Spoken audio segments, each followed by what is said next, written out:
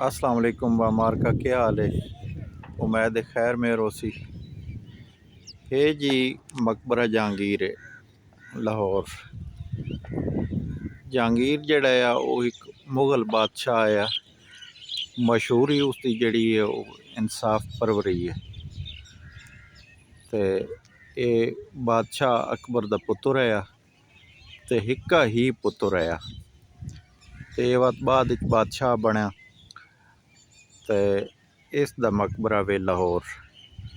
किसी ज़माने तो ये खूबी है भाई मकबरा जहांगीर दे भी मीनार है चार है बादशाही मस्जिद ते सारे खुले होने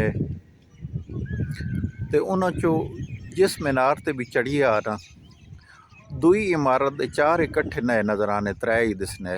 यानी एक तो तुसी जिस ते चढ़े हुए हो ना उहदे भी त्रै ही दिसने जी चौथे ते तुसी खड़ोते हो पर जिहड़ी दुई इमारत है उसदे भी त्रै ही दिसने। भावें तुसी बादशाही मस्जिद दे मीनारां ते चढ़ वंजो तो मकबरा जहांगीर दे त्रै दिसने ते भावें मकबरा जहांगीर दे कई मीनार ते चढ़ वंजो तो बादशाही मस्जिद दे त्रै दिसने।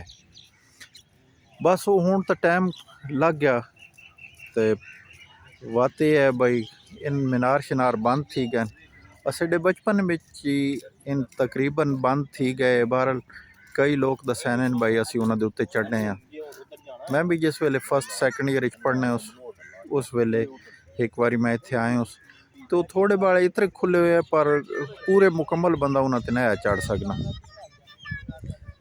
तो ये इसका ये जड़ा सामने हुण तुसां व्यू आसी ना इत्थों असी दाखिल थी हैं। सामने है दरवाज़ा आना पाया इस चो असी दाखिल थी हैं जी।